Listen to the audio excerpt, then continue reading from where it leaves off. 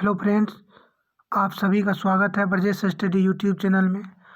आइए आज बिहार एसएससी का जो मेंस में हिंदी की एग्ज़ाम हुई है उसमें जो प्रश्न पूछा गया है उसे देखेंगे और आप चेक कर लीजिए कि आपका कितना सही जवाब आ रहा है।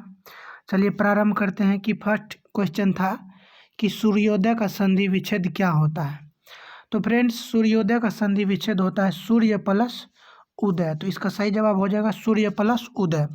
चलिए नेक्स्ट था कि मित्र का भाववाचक क्या होगा। तो मित्र का भाववाचक होगा मित्रता। मित्र का भाववाचक मित्रता।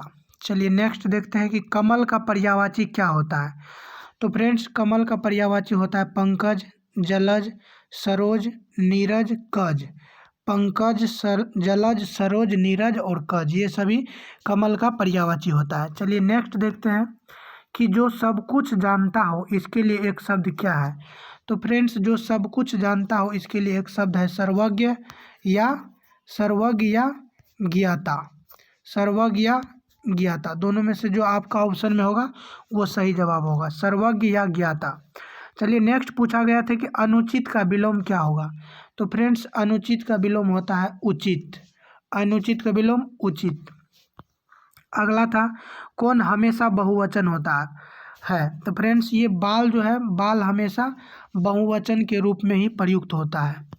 नेक्स्ट था कि मानव से क्या भाववाचक बनेगा। तो मानव से भाववाचक बनेगा मानवता।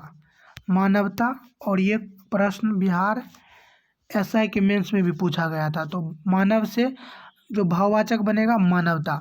चलिए नेक्स्ट था कि वचन कितने प्रकार के होता है। तो वचन का प्रकार बताना है। तो ये दो प्रकार का होता है, एक वचन और बहुवचन। नेक्स्ट था कि जिसकी लाठी उसकी भैंस मुहावरे का अर्थ क्या होता है। तो इसका सही जवाब हो जाएगा शक्ति आने पर, शक्ति होने पर अनाधिकारी को भी अधिकारी बना देता है। यह शक्तिशाली की विजय होती है। या यहाँ ध्यान देंगे आपकी शक्ति जो है अनाधिकारी को भी अधिकारी बना देता है या शक्तिशाली की विजय होती है। जिसकी लाठी उसकी भैंस, मुहावरे का अर्थ। चलिए नेक्स्ट था कि काला अक्षर भैंस के समान, मुहावरे का अर्थ क्या होता है। तो इसका सही जवाब हो जाएगा अनपढ़ या बिल्कुल नहीं पढ़ा हुआ। काला अक्षर भैंस के समान, अनपढ़ या बिल्कुल नहीं पढ़ा हुआ। चलिए नेक्स्ट देखते हैं। नेक्स्ट था कि हिमालय डैश दिशा की ओर है। तो हिमालय जो है ये उत्तर दिशा की ओर है। तो इसका सही जवाब हो जाएगा उत्तर। चलिए नेक्स्ट देखते हैं। नेक्स्ट पूछा गया था कि भारतीय का बहुवचन क्या होता है। तो फ्रेंड्स, भारतीय का बहुवचन होता है भारतीयों। भारतीय का बहुवचन होता है भारतीयों। अगला था कि अग्नि का विलोम क्या होता है। तो अग्नि का विलोम होता है अंबर। चलिए नेक्स्ट देखते हैं कि रजनीश का सही उच्चारण क्या होगा। तो रजनीश का होगा र ज, नौ में दीर्घी का होगा स्व, तालम स्व। तो रजनीश इसका सही संधि उच्चारण हो जाएगा, रजनीश का सही उच्चारण। फ्रेंड्स, यदि आप नए हैं तो चैनल को सब्सक्राइब कर लीजिए ताकि आपको आपके आने वाले एग्जाम में बहुत ही महत्वपूर्ण साबित होगा और इस चैनल के माध्यम से आपको बहुत ही मदद मिलेगा। और मैं अभी बस ये जो सेकेंड सिटिंग की एग्ज़ाम हो रही है उसका भी वीडियो बना करके डाल दूंगा। चलिए नेक्स्ट था कि अभ्युदय का संधि विच्छेद क्या होगा। तो अभ्युदय का संधि विच्छेद होता है अभि प्लस उदय। अगला था कि भैंस के आगे बीन बजाना, मुहावरे का अर्थ क्या होता है। तो भैंस के आगे बीन बजाना मुहावरे का अर्थ होता है निरर्थक प्रयत्न करना। अगला था कि अपना उल्लू सीधा करना, मुहावरे का अर्थ क्या होता है। तो अपना उल्लू सीधा करना मुहावरे का अर्थ होता है अपना काम निकालना। तो इसका सही जवाब हो जाएगा अपना काम निकालना। चलिए अगला था 1-1-11 होना, मुहावरे का अर्थ क्या होता है। तो 1-1-11 होना मुहावरे का अर्थ होता है मेल से शक्ति बढ़ जाना। मेल से शक्ति बढ़ जाना। नेक्स्ट था कि ऊंची दुकान फीकी पकवान लोकोक्ति का अर्थ क्या होता है। तो ऊंची दुकान फीकी पकवान लोकोक्ति का अर्थ होता है कि दिखावा बहुत अधिक होना लेकिन वास्तव में वस्तु कुछ नहीं होना। चलिए नेक्स्ट था कि संसार का पर्यायवाची क्या होता है।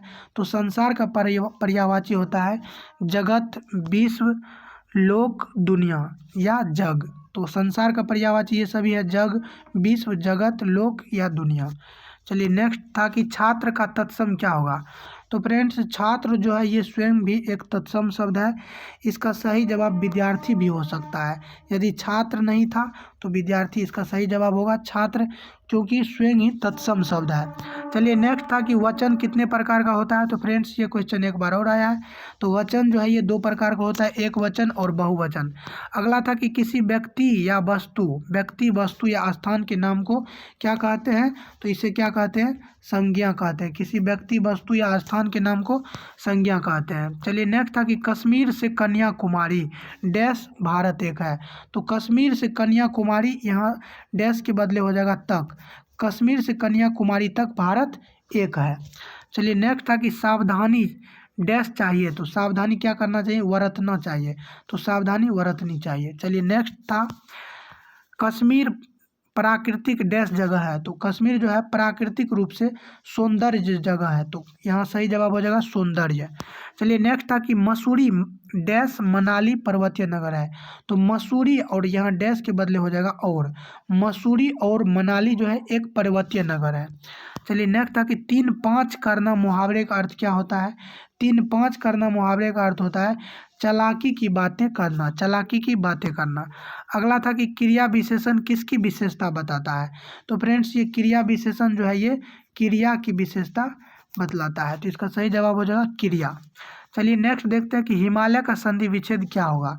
तो हिमालय का संधि विच्छेद होता है हिम प्लस आलय।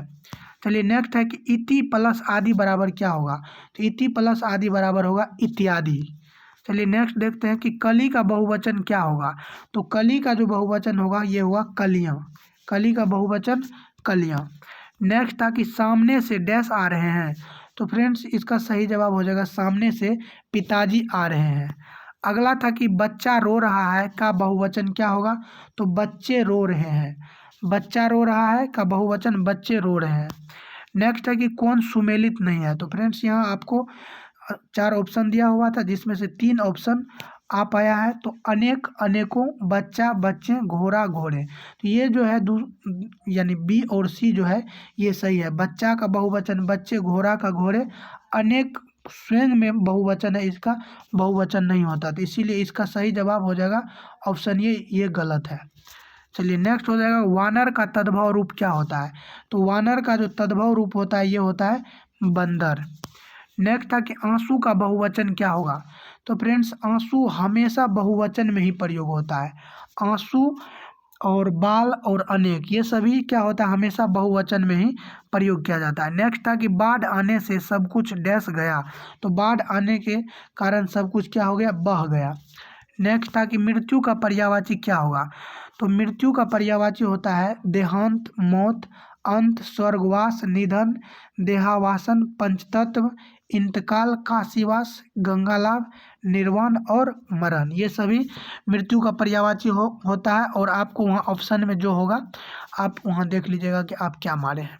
नेक्स्ट था कि गंगा, गोदावरी, कृष्णा हिमालय में से भिन्न को चुने। तो फ्रेंड्स गंगा, गोदावरी, कृष्णा ये नदियां हैं और हिमालय एक पर्वत है और ये वलित पर्वत है। नेक्स्ट था कि घी का दिया जलाना मुहावरे का अर्थ क्या होता है। तो ये होता है खुशियाँ मनाना। घी का दिया जलाना खुशियाँ मनाना। अगला था कि ईद का चांद होना मुहावरे का अर्थ क्या होता है। तो इस एग्जाम में आप देखे होंगे कि ज़्यादा से ज़्यादा मुहावरा पूछा गया था। तो ईद का चांद होना का अर्थ होता है बहुत दिनों के बाद मिलना। चलिए नेक्स्ट देखते हैं कि रजनीश का संधि विच्छेद क्या होता है। तो फ्रेंड्स रजनीश का संधि विच्छेद होता है रजनी प्लस ईश। रजनीश का रजनी प्लस ईश। अगला था राजेंद्र का संधि विच्छेद क्या होगा। तो राजा प्लस इंद्र। राजेंद्र का संधि विच्छेद राजा प्लस इंद्र। अगला था कि चीनी किस भाषा का शब्द है। तो ये तिब्बती परिवार से संबंधित शब्द है। अगला था कि टेलीफोन किस भाषा का शब्द है। तो ये टेलीफोन जो है ये डच भाषा का शब्द है। तो इसका सही जवाब हो जाएगा डच। टेलीफोन डच भाषा का शब्द है। चलिए नेक्स्ट देखते हैं। नेक्स्ट था कि वह लड़का नहीं आने वाला है किस प्रकार का शब्द है। तो वह लड़का नहीं आने वाला है ये नकारात्मक शब्द है। चलिए नेक्स्ट था कि अक्ल का दुश्मन मुहावरे का अर्थ क्या होता है। तो अक्ल का दुश्मन मुहावरे का अर्थ होता है मूर्ख या समझदार या मूर्ख या समझ कर काम न करने वाला। चलिए नेक्स्ट था कि अंधेरा का तत्सम रूप क्या होगा। तो अंधेरा का तत्सम रूप होगा अंधकार। अंधेरा का तत्सम रूप हो जाएगा अंधकार। इसी के साथ ये कंप्लीट हुआ। इसमें लगभग 50 प्रश्न, आपको 50 से अधिक प्रश्नों को लिया गया है फ्रेंड्स। और आप ये जानते होंगे कि क्वेश्चन को बाहर नहीं आने दिया है, इसी वजह से इतना ही क्वेश्चन उपलब्ध हो पाया। मैं आप लोगों के लिए लेकर के आया। और आप लोगों को यदि अच्छा लगा होगा तो आप लोग चैनल को सब्सक्राइब कर लीजिएगा और वीडियो को लाइक कर दीजिएगा, ताकि आपको मैं आगे जो सेकेंड सीटिंग के एग्जाम हुई है उसका जो जीके जीएस मैथ रीजनिंग सभी का जो वीडियो डालूंगा उनका आपको नोटिफिकेशन मिल सके। Thanks for watching.